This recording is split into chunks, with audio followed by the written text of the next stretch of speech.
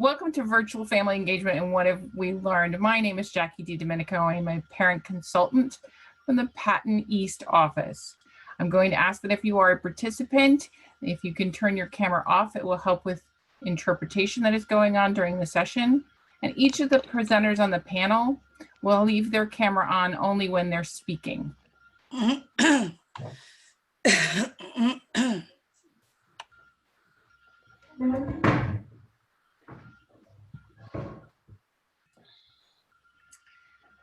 I will be joined by Tammi Morton, who is a parent, as well as Appeal Center OSEP grant coordinator. I'm also joined today by William Del Toro Vargas, who is the grant coordinator at HUNE. Sharon Janasic, one of our parents from Families to the Max, will also be sharing on our panel this afternoon. So I'm going to turn it over to Tammi. Tammi, go ahead and share your experience both as a support person through Peel and a parent who had some teaching duties this last spring and maybe in the upcoming year. Hi, Jacqui. Hello, everyone. Good morning. Good afternoon. Wow, what a day. I'm Tammi Morton. I am with Peel Center. And as you can see in the wheel of our services, that we have 6 areas of general practice, one of which is today our partnerships and outreach and sharing resources. I am a parent of a child with a disability. She is entering 10th grade, and we had remote learning this past spring. My experience with Aubrey may be a little different from experiences that other families have. Keep in mind that we have a range of ages. What my child needs in high school could be quite different, vastly different from what a student in elementary school would need. We're looking at, and just to explain the Peel Center, this is the State Parent Training and Information Center. Every state has one. We are the one for Pennsylvania. And we're looking at what we've learned. You know, we've learned that communication is crucial, and various ways of communicating is crucial. If you feel like you are saying the same thing over and over again to families, that means that you're probably giving families enough information. Anything less than that, it's very easy, and especially in a time like this, not having all of the information that we need can become a source of stress. So timely information in multiple ways is really, really helpful. We found that we did surveys now as Peel. We did surveys to see what families needed, and a lot of families were saying structure. I need to have classes face to face. In my experience, my daughter's anxiety is so high, the very idea of her being on camera is overwhelming for her. So we found that asynchronous, or doing things at different times, was really helpful.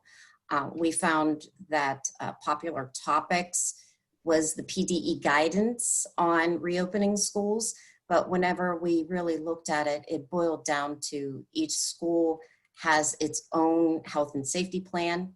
To become familiar with your own school's health and safety plan is important. And we recognize that accessibility is of the utmost importance. You know, we looked at various accessibility features, and some of which were brought by families. But we also recognize that too much technology is overwhelming. You know, so to make sure that we're reaching out to families in ways that are accessible, simple, clean, and proactive.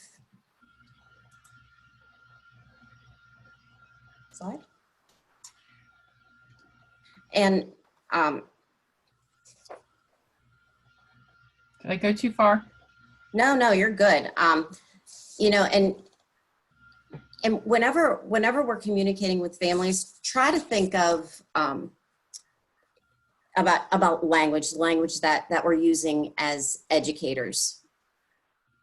Think of Mark Twain. Mark Twain in his time was not considered one of the great writers, but you may not recognize the people that were his contemporaries as great writers like Henry James, because Henry James used very complex, artful language, very lofty language.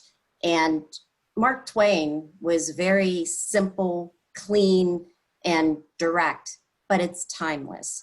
So as educators, we often use a lot of jargon, a lot of, you know, the key terms of the day that are really popular.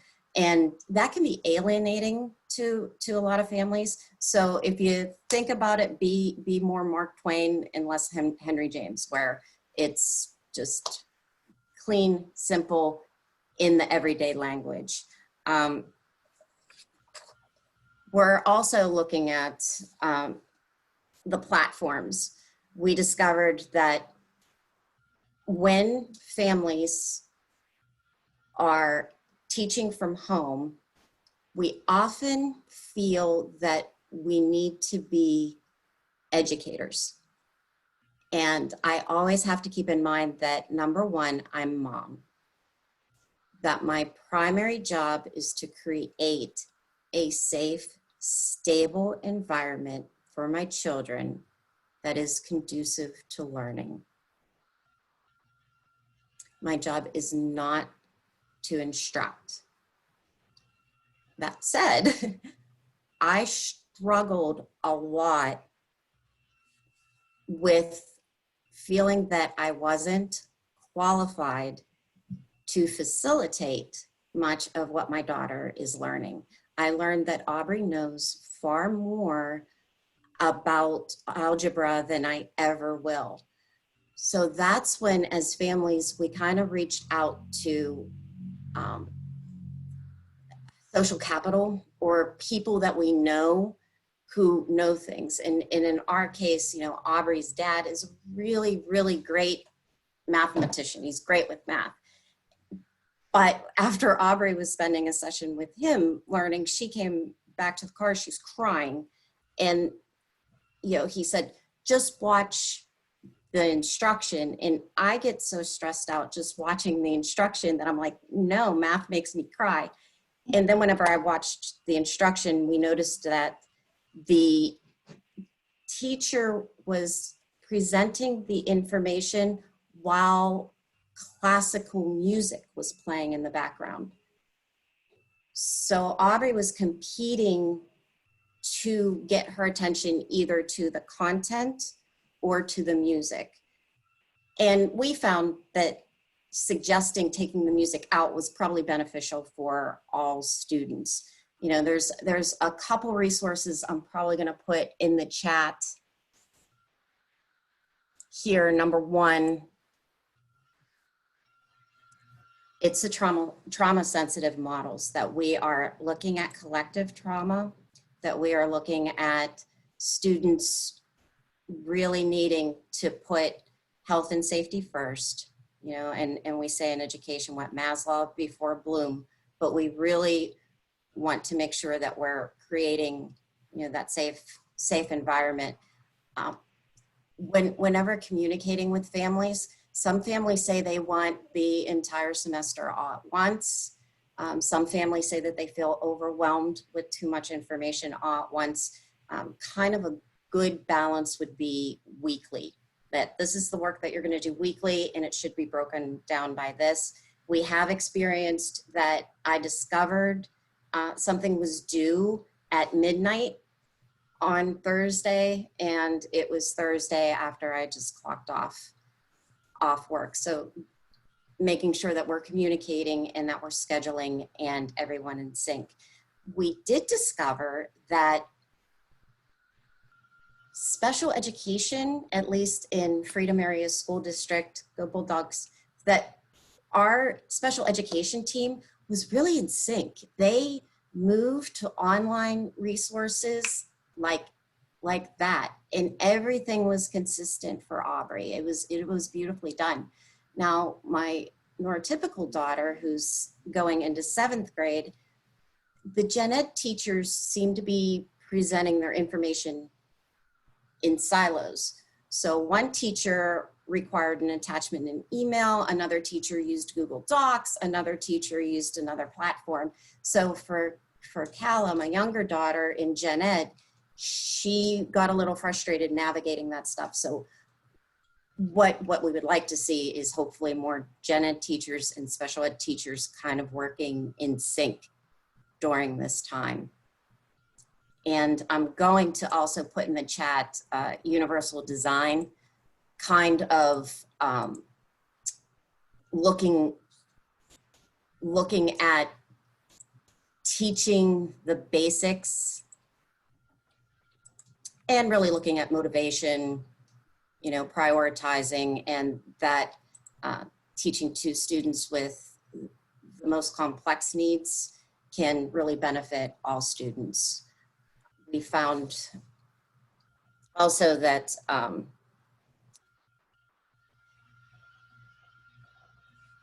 that parents are really, even though we're not we're facilitators and we're not instructors, that it's very important that we collect data.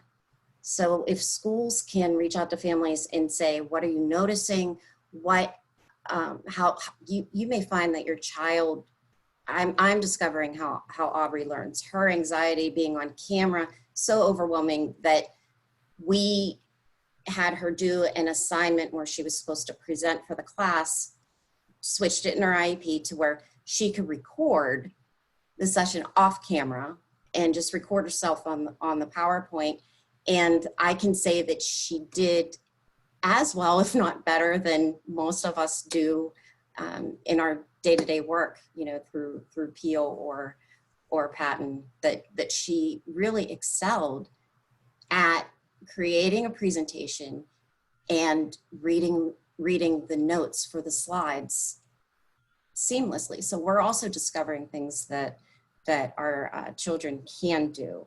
And I'm trying to think what else. I'm drawing a blank. You know, we found also that many families, like right now, trying to learn new information, new platforms might be a little much. We got to think about the cognitive load. So having kind of a flow of information that is clear, consistent, and somewhat familiar. So if we pick a platform, maybe we pick 1 or 2 platforms and go with that and give families time to be comfortable with that. I'm looking at the slide now and connecting families with resources. I would suggest please go to the Peel Center website for more information. And if you have families that may have questions, our parent advisors are available to take calls and can even set up a Zoom meeting to talk with people. Thank you, Tammy. That was really helpful. I'm going to turn it over to Sharon. Sharon Janasic is turning on her camera. Awesome, Sharon, right on cue. And Sharon comes to us as a current member of both Families to the Max and the statewide education advisory panel known as SEEP. So Sharon, go ahead and give us your insight on both like how last spring went from you, from parents you've spoken to and probably assisted along the way, and what you're looking at for the upcoming school year and all the variety of education experiences or formats that we're hearing about, the conversations that are going on now. Right. Hello, everyone. I'm Sharon Janasic. I'm in the Pittsburgh area. I'm the parent of 6th and 7th graders. And I talk to a lot of parents throughout the state, throughout the area, about their experiences. I think some of some of the things Tammy said I really want to highlight, and thank you, Tammy. Picking a platform is important. Trying to make sure as much as you can that your district or your grade level or your building at least are moving in one direction together. Particularly recognize that a lot of parents have children in multiple grades. And I do talk to a lot of parents who have one child with a significant disability who's maybe in 4th grade, but they also have a newborn baby, a high schooler, and a middle schooler. So that parent is trying to assist and manage all of these different platforms, all of the different teachers. It's overwhelming. And honestly, a lot of those parents also have a full-time job they're trying to work. It's a lot. So communicating early and often is so important. And I think that this upcoming school year, the I in IEP, you do it when you're in school, right? You're individualizing for every student while you're in school. I think if you're doing any kind of remote or virtual platform with your students this upcoming year, that individualization needs to include the entire family. Hi, guys. Oh, we have somebody, there we go. Needs to include the entire family. Every family is unique and in an individual, unique circumstance. And although maybe it seems like replicating school in the house is a good idea, it generally doesn't work that way. That's not always the best way for a particular student or a particular family. Some kids really have flourished through all of this, particularly the ones who had maybe some school refusal or anxiety or concerns about bullying or fitting in, being looked at. Those kids, some of them have really blossomed because they're now able to focus and concentrate. Students who were having sensory problems with the lights, the sound lights make, for those of you who don't realize, lights and electric things make sound that some students can actually hear. And it is so disruptive to their focus. So a lot of those students are really doing well in a virtual and remote platform. But there are a lot of students with significant needs, and that's something I want to share with you. A good friend of mine called me right after the school year ended, and she said, you know, I know that none of this is anyone's fault. It's not anyone's fault that my kid can't go to school, but my kid has significant needs and cannot access any kind of virtual instruction, just does not recognize that there's a person on the screen to interact with, won't. It's not the relationship I have with my child. I'm mom. School things happen in a school building with school people, and that is where we do school things. And when I come home, I am the child, and these are my parents, and we do family things. And for some kids, they can't hold both of those worlds together. It's very difficult. And she said, I know it's no one's fault. I just want someone to tell me that it's not my fault either. I want someone to tell me it's okay. We understand. We know we've sent you all of these things and all of these packets and these links. And if you can't make your child do that, it's not your fault either. And I think I have heard that since then at least 20 times from parents all over who just, they want to be seen, and it's going to take some individual meeting and individual talking and a lot of compassion and empathy, right? Not all kids are the same. I have friends who simply just walk into the room, see the teacher, wave, hi, I'm all done now, bye, slam the laptop closed, and that's it. And they're just not going to be able to handle that. And it's not your fault. It's not the kid's fault, and it's not the parents' fault either. And we all really need to recognize where every individual is.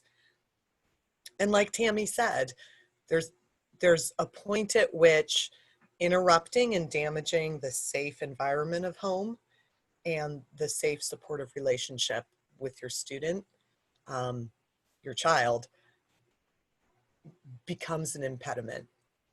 I also want to say that some of the really successful stories I've heard from families around the state have been either the family or the school providing some out-of-the-box ideas and things that you might typically think of in a homeschool or an unschooling situation, which is basically just building the environment to include activities that already contain the things the student needs to learn today.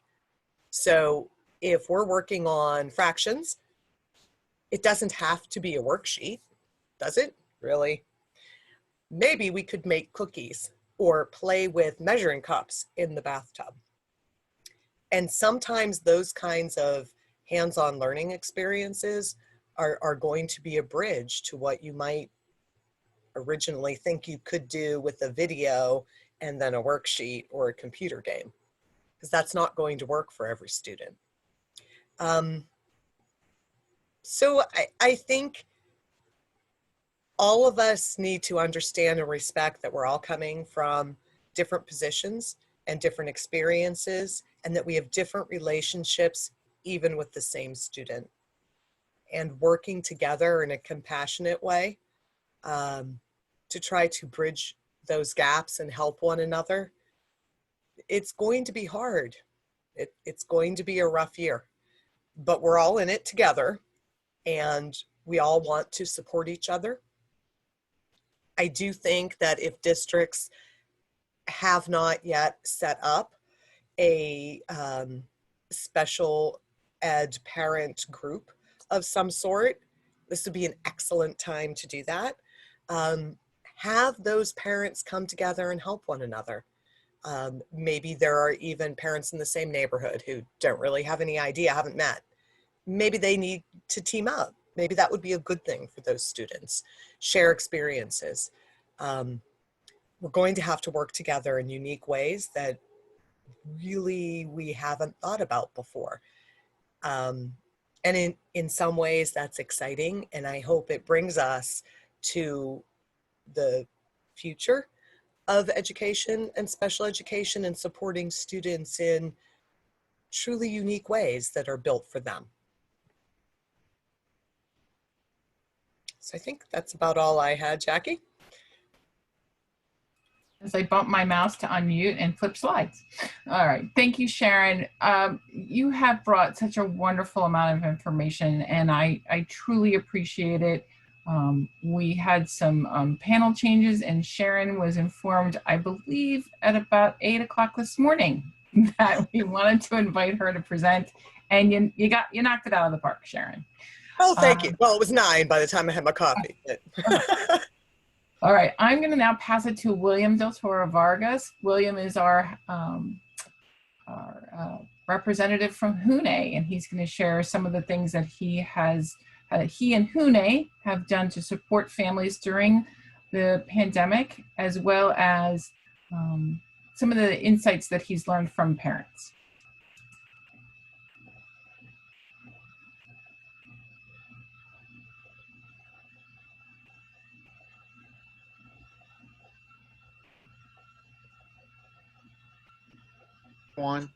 Hello, can everyone hear me?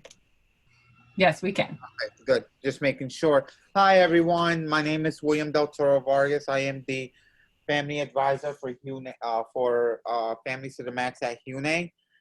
HUNE is it's actually basically the Hispanic branch for Families to the Max. And HUNE works to improve educational outcomes for children and youth with all disabilities. So during the COVID-19, we have been offering virtual assistance training and workshops, and we've done a lot of outreach across the state. Uh, Individually, for the families to the max, we've been providing a lot of a lot of over the phone assistance. Apologies, because of the current situation of not Hispanic families, but families who are low income, just don't have access to the internet. We've been just providing a lot of the over the phone assistance. Next slide. This doesn't give me a lot. Jacqui, I should have another slide, which is better. Thank you to my handy assistant. So virtual. So we've done every week we have a bilingual Andy's Cafe. We called it Let's Talk COVID-19 and Beyond, and it's at noon, and we focus on the first aspect on what's going on with COVID-19 and education, but the second aspect is more of also of an emotional support type of workshop, and we focus on different tools that families can use to relieve stress, and we also offer many resources for our bilingual families, or even our Spanish speaking only families. And through this, we also offered, again, the individualized format, which is the phone calls or chats via social media, specifically Facebook. We found that Facebook has been one of our greatest allies and tools, really, because families just don't really know how to really use Zoom or GoToMeeting. A lot of our families don't know how to use it. So Facebook has become one of those tools that we know they use, and we usually just stream Facebook Live or even the recordings of our workshops, bilingual, of course. We also found that connecting families who have similar situations into the same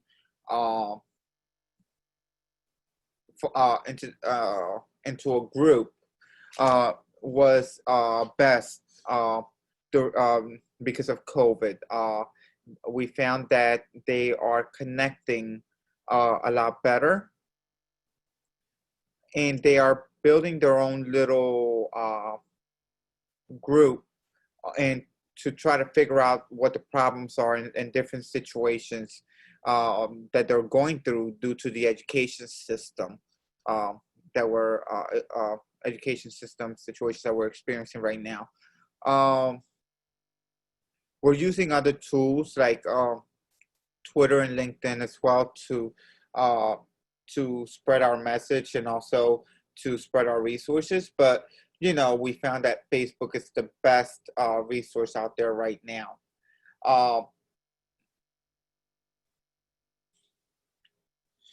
Currently, the parents, while we're talking to the parents, some of the situations for parents, we're dealing with students who are going through what I like to call social withdrawal, where they just they haven't been out for months, and they're very they're showing behavioral problems due to COVID-19. Also, we have parents who just during the school year didn't know how to use the curriculum or use the technology that was given to them to be able to continue their child's education. And so those are other things that we at Families to the Max, the HUNE branch, have been dealing with throughout this year, really. And throughout this new year, we're expecting to, at least for the the end of August, September and October, we're expecting to have 2 calls a week where people, for 15 minutes, where parents can just drop in and vent, and also find resources or supports that they might need during this crisis. the last thing that I should mention really is that our youth program, we've changed its style to a virtual youth program, and we're providing through Patan virtual supports on homework assistance, um, on actually on everything, basically emotional support, uh, technical support, any types of supports they might need. Uh, that is all I have. Jacqui? William, thank you very much. And I have put in the links while you're talking and while Tammi was talking, both the link for Peel and Hune, as well as at the end, we will share those. I believe we have a contact resource slide. Thank you so much. Thank you for sharing, William. I am now going to advance our slides and do probably only about 50% justice to some insights shared by one of our other Families to the Max Network members. Due to a family emergency, Katy Breault was not able to join us today. Katy shared this information during the Leadership Summit. That was at the end of July. Katy has 2 boys. She lives down in the York, Pennsylvania area. And she is just as phenomenal of a parent as our Sharon that shared earlier. She wanted to let people know that these observations and sharing these observations, she hopes will help build those positive communication networks between parents and staff and support staff and neighbors, whoever needs to know things that help and things that work well. She said the IEP work is hard to do with remote learning, and somebody in the chat at the time said, what does she mean IEP work? And she was saying things that when you look at direct instruction that is trying to meet an IEP goal is not as easily accommodated in a virtual educational setting. And I think Sharon spoke to this. So if you're supposed to do out of so many tries, a child has to do, 3 out of 5 completions. And that's the instruction she's receiving as the parent. It's not going to be an easily met task for her child who is, struggling with staying focused on the screen, would really rather engage with his friends than the teacher. But that if that work was given in a way that was fun or entertaining, or kind of like how you hide the vegetables in the applesauce, it might get done in a way that is much more easily accomplished. The same was how she felt about online therapy sessions. In addition to Katy, we've heard from other parents that say the IEP may be written for 3 half-hour sessions, but if the child can only attend to the screen for 10 to 15 minutes, that might have to be one of those team decisions that's made early on, that we'll do it as long as the child can attend, and then we'll revisit, adding time or finding ways to improve the therapy in another way. She did recommend those routine check-ins from teachers, both the general ed teachers and the special ed teachers. Printed materials in combination with online. She said she felt it was very helpful when anything could be sent that could be printed out and that was in hand for her child. So if there's something on the screen and the child has it tangibly in his hand, she felt that her son had better interaction with that work. And then feedback from the school or staff. She felt that as they moved through the process, she said at the beginning it was very bumpy. She said that her son, who is received services through an IU program, they seem to get on board much faster than her other son, who is served through a school district program. But once they got rolling, she felt that the feedback from the school staff was very helpful.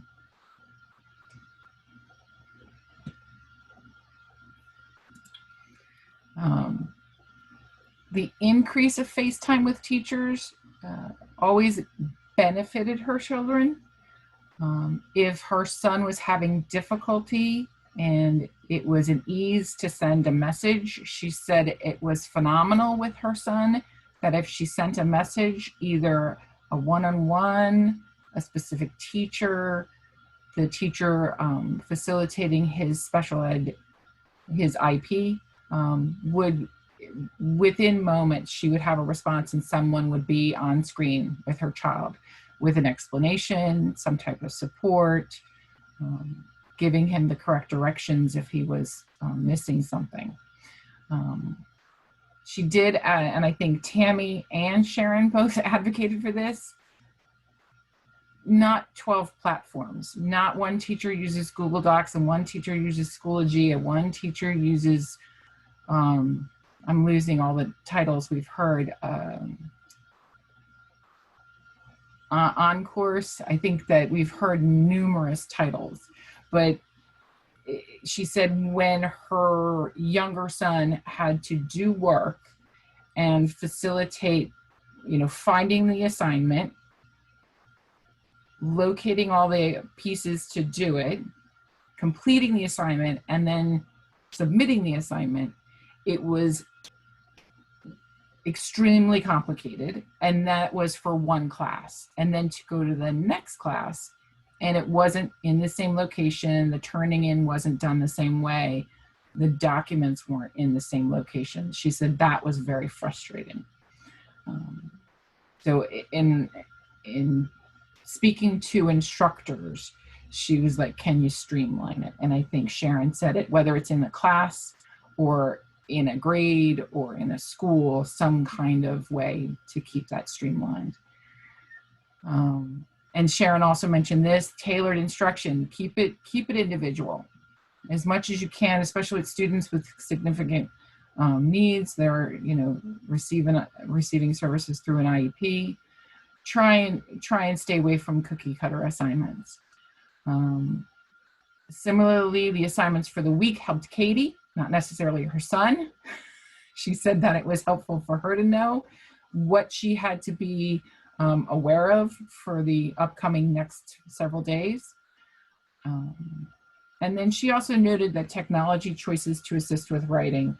And I think she, on the next slide, she shares several things that these were recommended websites that helped her through the spring virtual learning. Again, as a mom, she recommended these. They have not been vetted. And they would not necessarily be something that you would find on Peel's, Patton's, or Hune's website, but this was Katy's insight, and she wanted to make sure she shared that, so that if you are looking for ways to extend your teaching and think outside the box, as was mentioned earlier, you might want to check some of these out and see if there are things that would assist you in getting your information and your content to your families and your students. And checking the time, hang on. So most of what you've heard today was a collaboration between Hune, Peel, Patton, and members of the Families to the Max Network. The Families to the Max Network is designed to be available for all parents across the Commonwealth of Pennsylvania who have children that are served through special education services. We found that parents needed, between the closing of schools in March and the conclusion of schools in June, they needed good, solid communication. We reached out and asked them what they currently were in need of for drop-in sessions, and we found that they needed that reassurance. And it was mentioned earlier, somebody who says, yes, my middle schooler, my high schooler isn't waking up until 11 o'clock. What am I supposed to do? And the answers were usually universal. Does he have to be on his computer before 11? If not, as long as he gets a good night's sleep and he gets his work done.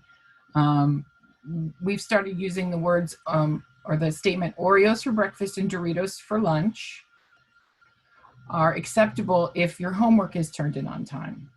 So these were kind of coping things that parents were using and sharing across these networking events. We provided this support with minimal content. We connected parents and let them network. When we found a good resource, we would put it in the chat, and we would follow up with an email so that if a parent wasn't capable of copying that chat down or taking that link down, we followed up with an email. Typically what we found is parents gave us feedback and they shared with us, this was really helpful, or this was really nice to hear from other parents when I've been in my house talking with, elementary school and middle schooler for 3 or 4 weeks. One of the things that was interesting is one evening during a drop-in, because we offered them during the day and at night, is one of the parents, 13-year-olds, was clicking on all the virtual camps that we had other parents suggesting and was giving us immediate feedback on the wonderful resources. So that was from a 13-year-old aspect. The type of things that we shared with parents were this kind of humor to get through the chaos. This kind of meme, we would either have someone would pull one up that they had seen somewhere on social media, or a parent might share it in advance of an upcoming drop-in. Usually what that did was reassured parents that you have to take a step back and not have the anxieties and the stressors overwhelm you. Finally, what I wanted to share with you is the supports that we have talked about, and all of the, I'm hoping this works. There it goes. Can be found here on the Patten website at Patten, www.pattan.net. If you click the parent information and you scroll down, the drop-ins, the invitation is there. There's a session tomorrow night that's for parents and youth. We have different resources that are up. If you go to the COVID Learning at Home, you can find documents that explain the PDE guidance that was put out around health and safety, evaluation and reevaluation, COVID compensatory services. We also have several publications about learning at home and engaging virtually, as well as how to learn when you have limited or no internet access. Finally, one of the things William mentioned is there are education resources for families. So if you have a behavior question, you can come here, click on the behavior link, and the behavior initiative consultants have office hours or an email that you can send in questions. Similarly in math, secondary transition, speech and language, each of the office initiatives have a way to reach out and get support. Finally, you've heard from both Peel, and you'll see this is a link, and Hune, and this is a link, and their resources throughout the COVID issues. So it's a lot to take in, but we thought if we gave you this connection to the parent information page and the COVID link on that page, you could find most of what we've talked about today. You can direct any of the parents that you are supporting and the students that you are supporting, if they're in transition age, to any of these resources. All right, I think that is our presentation. So you see there's our information if you want to reach out to any of us. And I believe if there are any questions.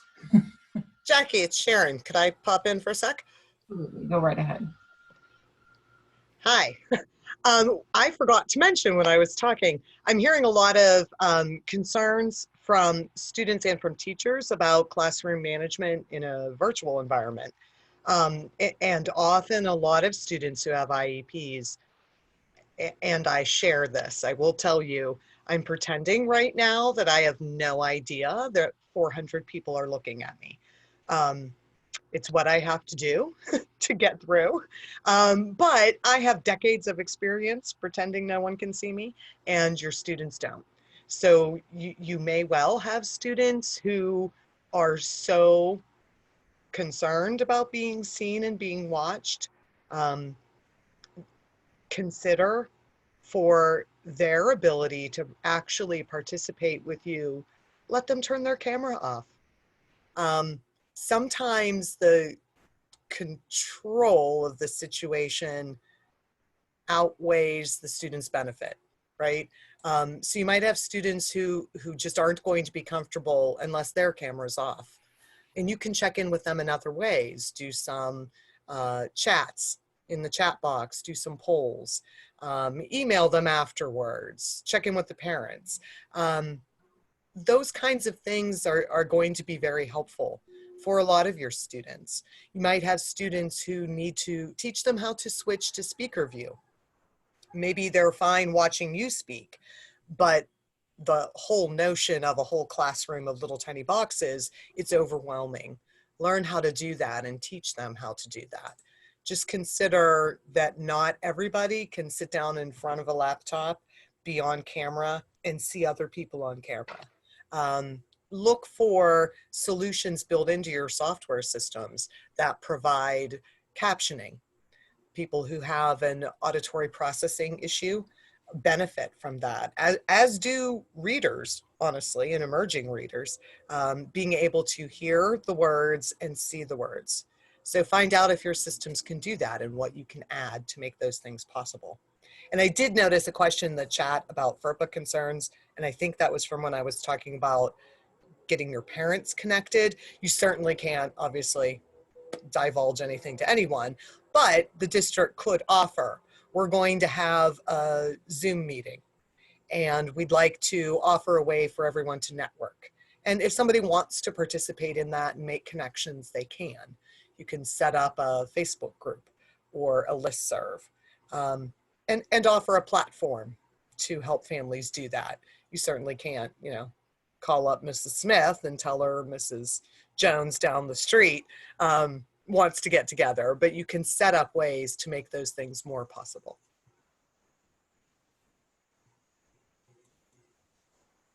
And I see a question in the chat about how turning off a camera, does that affect feeling part of the class? That's a great question.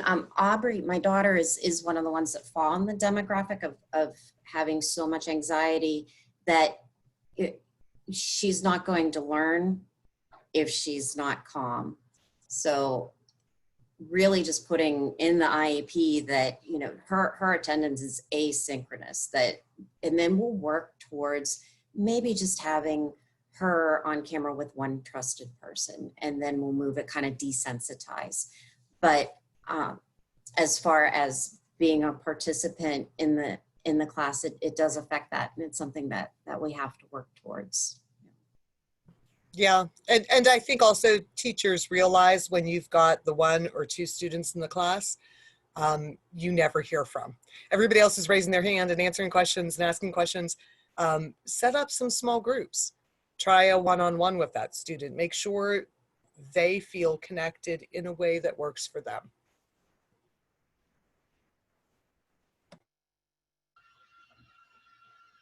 Wonderful. Do we have any other questions? I'm kind of keeping an eye on the chat, but I also know that we have only a few minutes left before the next session.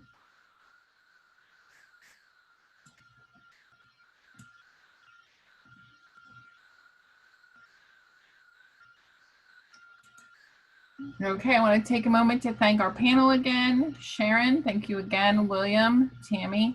And I'm pretty sure I'm safe to say that as far as reaching out, you can reach out to any or all of us. Both William, myself, Tammy, and Sharon as are part of the Families to the Max network. And I'll put in a little plug. We go out to districts or IUs or state task force meetings, local task force meetings, family support meetings, and we share insights around, you know, what is our big thing? Collaborating effectively on school teams. So please feel free to reach out if you have any additional questions.